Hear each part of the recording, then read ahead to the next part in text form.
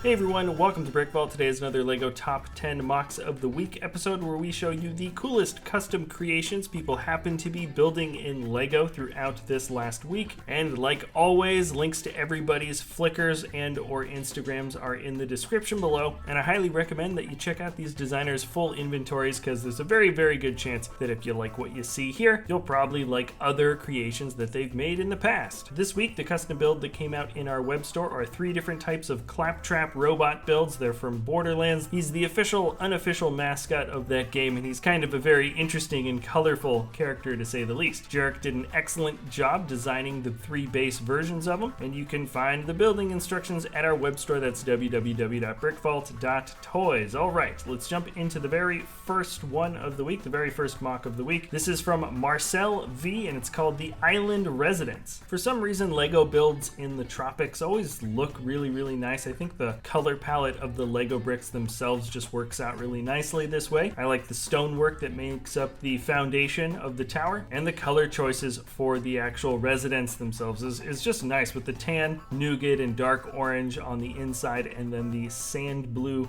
just on the inner layers of the window I think work really nice. And the use of the Ninja Turtles shell to make up the actual turtle shell on the coast of the beach is a wonderful little touch. At the end of the day, this feels a little bit lonely for the princess, but maybe that's just me. And then moving down to number 9, if we're counting down on the list, from Sam Beattie. The title of this work is Avengers Assemble. I don't know if this necessarily counts as a spoiler, but what you got here is Captain America holding Thor's hammer, standing in also a pile of rubble as kind of the foundation or the stand. I love the stance for this character though. The Captain America figure feels very animated. There's a lot of energy behind the actual pose that he retains, and the build quality and proportions is just nice. I really like the shape for the head. Also, the chest and torso looks great with the star detailing in the center, and the shield looks surprisingly smooth despite the fact that it is quite rigid and sturdy still. Awesome job. And then number 8 moving down is from AdNorrel, and it's called the Valvalevidan. I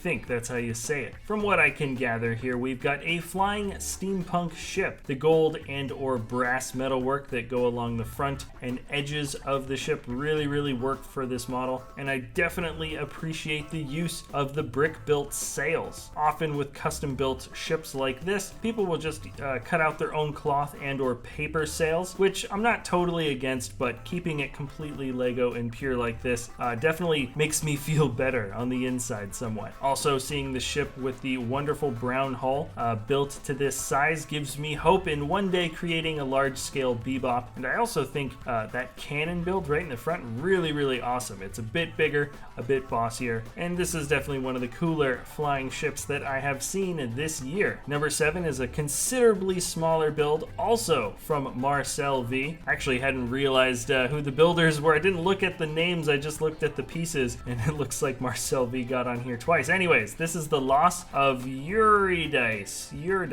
Sorry, don't know how to say the name of that, but just look at this piece. I absolutely love the use of the lights on the inside. My guess is that they're probably some type of custom LEDs and not your standard push lights that come from LEGO Direct, but either way, it looks amazing with the red light cast on what I'm assuming is the protagonist of this scene, who's on one of those rock spires, and who knows what this abyss or pit really represents. It looks like a gateway to hell, and perhaps that's the soul of a companion or a demon mimicking the shape of a lost companion whose soul is trapped inside this area. He actually has a complete description at the bottom, but sometimes I just like to guess myself. When a work is really nice, sometimes your imagination just takes over, and that's really what ends up being the final impression. I think it really works though, that the figure of the person in black matches up with the black tentacles. That solidarity makes it really disturbing. You can't tell if it's just a part of the demon-like beast that's coming up from the red pit. But anyways, let's move on to the next one. Number 6 in the build is from Aku, and it is called Winter Showdown. This won an award at the Christchurch Brick Show, and I'd say for good reason. This really works as an artistic piece as well, because not only is the build quality here, I would say, particularly nice. I like the cracks in the snow, for example, and the architecture for this building isn't particularly overdone, but actually just looks somewhat realistic for its size. Here is a tale as old as time, or certainly as old as samurai movies, where you have a few of the supporting characters, I would say, supporting parties, with some guards looking on at a one-on-one battle that clearly has been chosen to be fought out. This isn't a random attack, certainly not part of a larger battle scene, but instead a duel between two strong-willed opponents. You can see the footprints in the snow, and at the end of the day, you can make up any type of story and or reason why these two would be going at it. Excellent build, excellent scene. I love builds like this. And then number 5, surprisingly enough, we have a second steampunk build in the top 10, which is pretty rare. We usually don't even have one, but anyways, this is from Jonas, Kramm, and we have Geantelman and the Steam Wasp. I hope you can appreciate the play on words there. We've got Ant-Man and the Wasp, but steampunk style. It's not the first time I've seen katanas used as parts of an insect leg, but it is the first time we've seen it in gold, and I love that the thorax, or I think that's the thorax, the big butt part of the Wasp, was built with a variety of different barrel pieces. The wings are made up of olive green capes, which is awesome. Not an easy thing to do,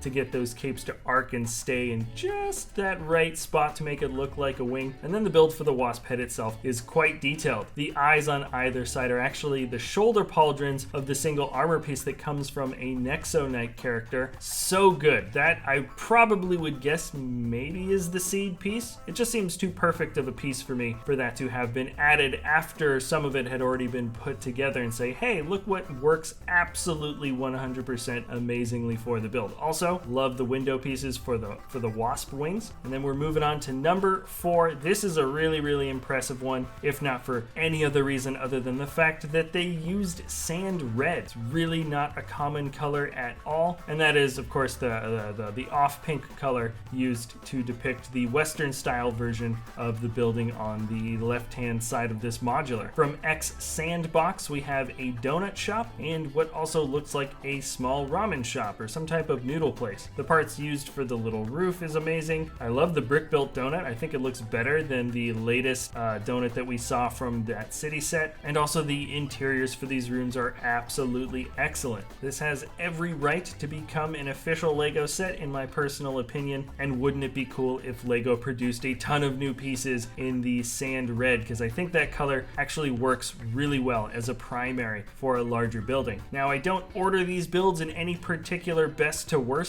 order, but I am going to say right now that this is my single favorite build of the week. From Know Your Pieces, we have squid fishing. No matter how many boats I see, no matter how many different ways you can build water, talented LEGO designers from all around the world are constantly pushing your preconceived concept of what you think the parts are capable of doing. Just look at the design for the water, like before anything else. Those are all pins inside of other pins with a combination of different types of round trans pieces depending on what type of effect you wanted in the wave. By the way, this is an absolutely massive model if you can't tell. So with the increased size, the variation in the water is just about as detailed as you could possibly want for something made of Lego bricks. Now look at the hull. I don't know how this person got the curves that they got, but guess what, they did, and it looks absolutely amazing. Also, the color combination, the fact that the trans blue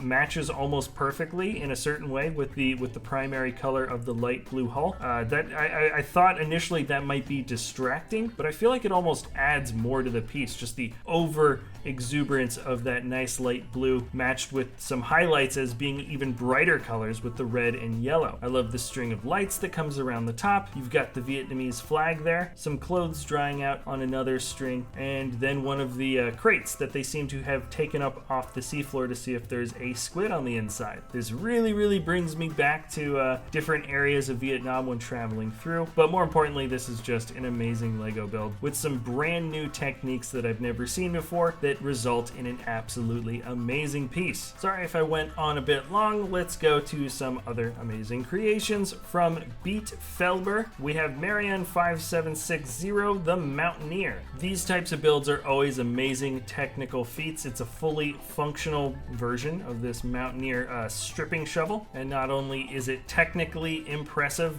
considering the fact that it actually functions, and all of the same physical aspects that dawn on the real version of this are still factors in the smaller Lego model, just in terms of weight and proportions. But also, it's just such a clean looking vehicle that you just can't help be impressed by both form and function, and its absolutely massive size. Large machinery and a passion for Lego builds will always be married together. This is just another build that fits in the long extending line of wonderful feats of engineering recreated through the medium of Lego. We're gonna keep on seeing things like this come up in the future, and they will always be some of the most impressive technical feats that can be achieved within the medium of Lego bricks. Now, let's move on to the last build. I just love the scene created here by Simon NH. We have Hades' Favour. He is the Greek god of the underworld and king of the dead, and his dark, cold, sand blue throne looks amazing here with his somewhat gaunt expression and spinning staff. I don't exactly know what, there's quite a long description here. I'm not going to totally read it. I just loved the scene created. The pillars look nice in the background. It kind of gives you the idea that you're in a much larger open cavern, and you can even see streaks of light coming down at an angle, which adds to the drama of this confrontation. The broken pathway leading up to the throne is wonderful, and the use of those lightning swords. I can't remember exactly where they came from. I feel like they're Ninjago pieces, but they look great as kind of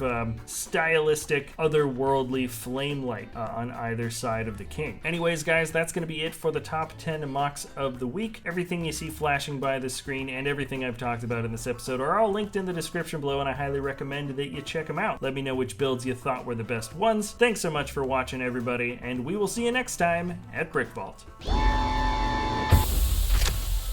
Hey everybody, just jumping in, wanted to let you guys know that we've got a Lego web store, www.brickvault.toys, where we sell the PDF step-by-step instructions for some incredibly awesome Lego MOCs. The revenue from the web store helps support us here at the channel, as well as the designers that help make these amazing Lego creations, and it's definitely worth checking out if you guys want to take a crack at building some of the more high-quality, detail-intensive Lego builds. That's www.brickvault.toys, and thanks a lot for watching. We'll see you next time at BrickVault.